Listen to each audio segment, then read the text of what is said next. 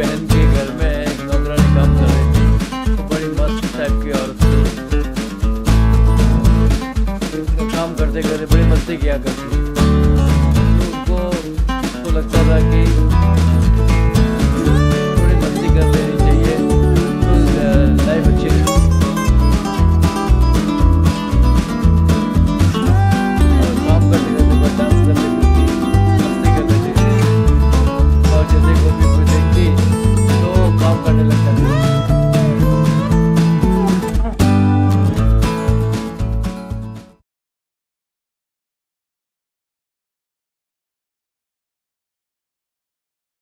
तो बोलती है कि देख चाय का कप ले और जल्दी से काम बढ़ाओ, मेरे को मार्केट में जाना है। तारे कोई लानी है क्या? तो बोलती है मेरे लिए लिपस्टिक लेके आना।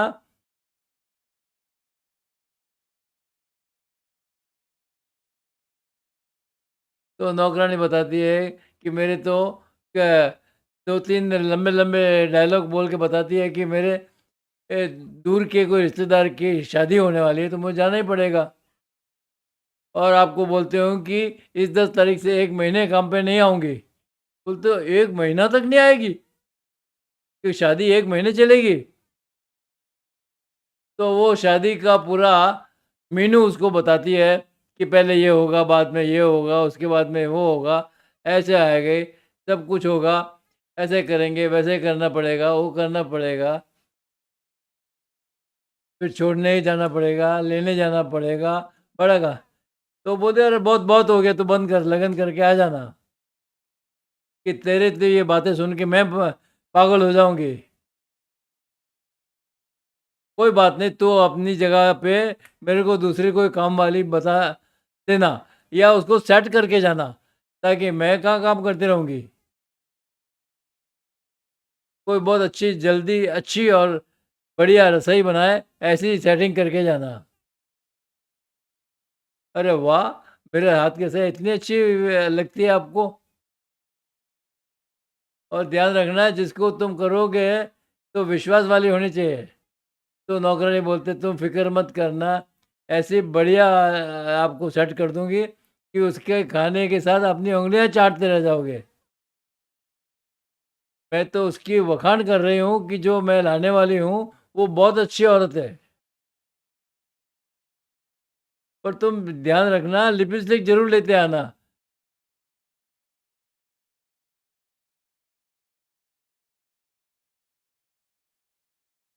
तो बोलती नौकरानी के लिए भी ऐसे लिपस्टिक चाहिए? तो बोलती है नौकरानी की भूल जाओ, सब काम करना पड़ता है, तो हमको भी लिपस्टिक लगानी पड़ती है।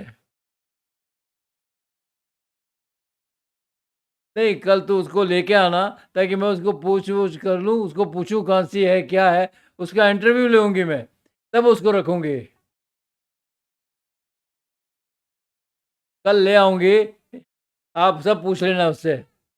हाँ, वो इतनी अच्छी औरत है कि उसके बारे में कुछ सोचने की ज़रूरत ही नहीं है। अच्छा, इंग्लिश में बोलती है तो समझाती है कोई बात नहीं, पर मैंने जो बोला वो आप समझ गए ना, कि उम्र में ज़रूर वो बड़ी है, लेकिन काम में बहुत बढ़िया है।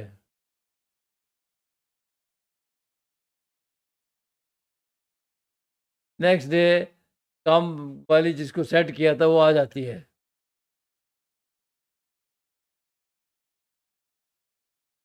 आप कौन? बोले मुझे माधवी ने भेजा है, मेरा नाम प्रवीणा है। तो गोपी बोलती आओ बैठो तुम अरे नीचे क्यों बैठते हो? ऊपर बैठो।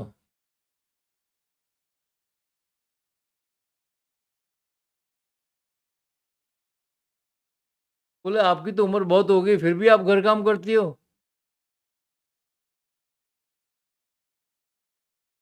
तो घर में कोई नहीं है क्या? एक मेरा पति है घर में और एक मेरा लड़का। पर जब नसीब में तकलीफ लिखी है तो उसको तो भुगतना ही पड़ेगा ना। तो बोलती है 2 मर्द आपके घर में है फिर भी आप काम कर रहे हो? बोले पति तो दारू पिया करता है और दूसरा जो है वो एकदम उठाए गिरा है। क्या करूँ मुझे ही काम करना पड़ता है। तो वो बोलता है कि तुम समझाती नहीं उन बच्चों को कि जो घर में बैठ के आराम से खाते हैं और बड़े बूढ़े लोग काम करते हैं, उनको शर्म नहीं आती?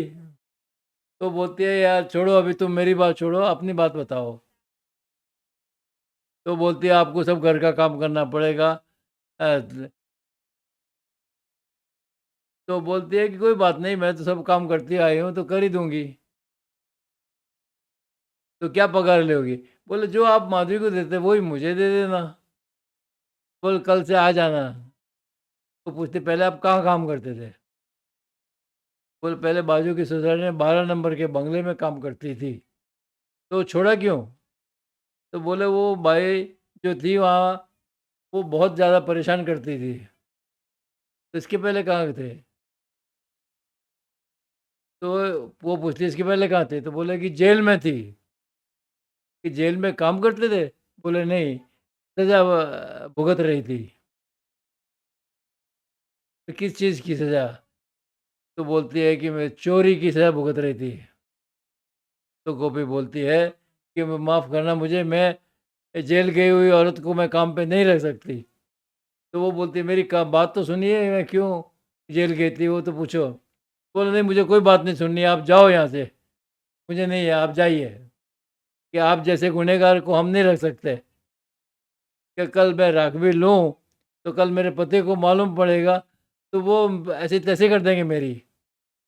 तुमने आज चोरी की है, कल खून भी कर सकती हो। बोलते काम की बहुत ज़रूरत है, प्लीज़ मुझे रख लो।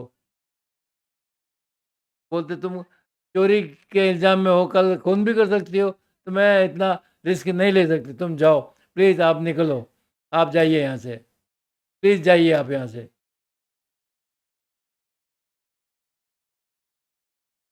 और वो बेचारी परेशान होके निकल जाती है। और गोपी उसको अपनी नौकरानी को फ़ोन करती है, माधवी को। ओके, तो हाँ, तुम कहाँ हो? बोले बाजू की सोसाइटी में ही हूँ। तो बताओ ना क्या काम है? वो प्रवीणा बहन आई ना आपके पास? बोले ऐसे क्रिमिनल रिकॉर्ड वाले को मेरे पास भेजती है, शर्म नहीं आती तेरे को? जो चोरी के आरोप में जेल गई है, उनको मेरे घर पे काम करने के लिए भेजती हो, शर्म नहीं आती तुमको? तो ये बोलते तुम शांत रहो, मैं अभी आती हूँ, अभी फ़ोन रखो। तो माधवी सोचती है कि ये इस बुढ़िया को क्या ज़रूरत थी ये जेल की बात करने की।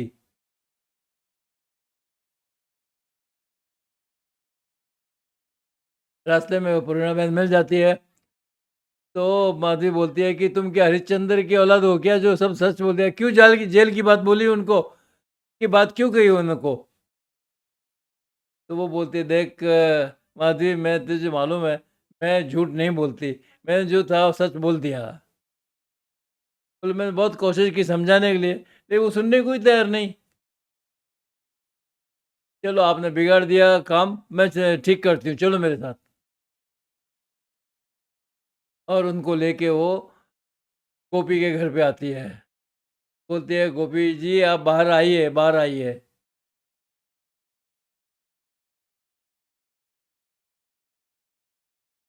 बोलता है मैं बुढ़िया को वापस क्यों लेके आए? जो सजा भुगत के आई है उनको मैं घर में कैसे रखूं? तो ये बोलती है जेल में तो मैं भी जाके आई हूँ, और मेरे को मेरी जो खाने का आप बखान करती हो ना, वो सब ये मैं मासी ने सिखाया मुझे। ये परिणम बहन ने मेरे को सब सिखाया था, और इन्होंने कोई अपनी गलती से नहीं गई है जेल में, ये अपने बेटे को बचाने के लिए जेल में गई। तो बोलते हैं तुम मत बोलो।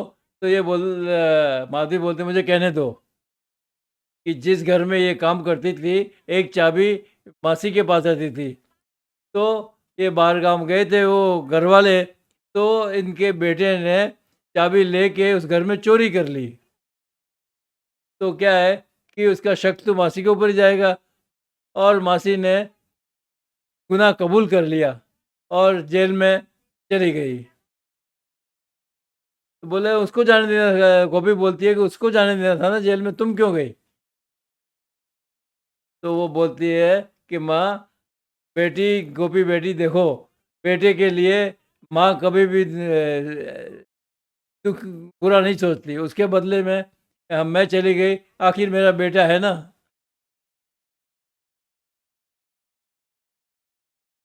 तो वो बोलती है कि मैं भी जेल में गई थी और इसी मासी ने मुझे जेल में सब खाना बनाना सिखाया, उसी की वजह से। और मैं 4 साल से तुम्हारे घर में काम कर रही हूँ, कुछ भी कम हुआ? मैंने कभी नौकरी चोरी की तुम्हारे यहाँ पे? बोले तुमको मालूम नहीं, ये गरीब लोग बहुत ईमानदार होते हैं। तो अगर मैं वाक़ई गुनहगार होती, तो उनको सुधरने के लिए एक चांस तो देना चाहिए ना। ये मासी की जवाबदारी मैं लेती हूँ कि तुम्हें कोई तकलीफ़ नहीं होगी। इससे अच्छी औरत मिलेगी नहीं आपको। तो गोपी अच्छा चलो, चलो ठीक है। परिणा जी, आप कल पे काम पे आ जाना। परिणा बोलती है आपका खूब-खूब आभार। तो मालती बहुत खुश होती है और बहुत धन्यवाद देती है। तो गोपी देती है देखो कि हर एक सज़ा पाने वाला आदमी खराब नहीं होता। उनको एक चांस मिलना चाहिए, वो हमेशा अच्छे हो सकते हैं, सब खराब नहीं होते। कुछ ज़रूर खराब हो सकते हैं, लेकिन हर आदमी खराब नहीं होता। अगर आपको ये अच्छा लगा, आपको अगर ये एपिसोड अच्छा लगा, तो इसे ज़रूर सब्सक्राइब करना।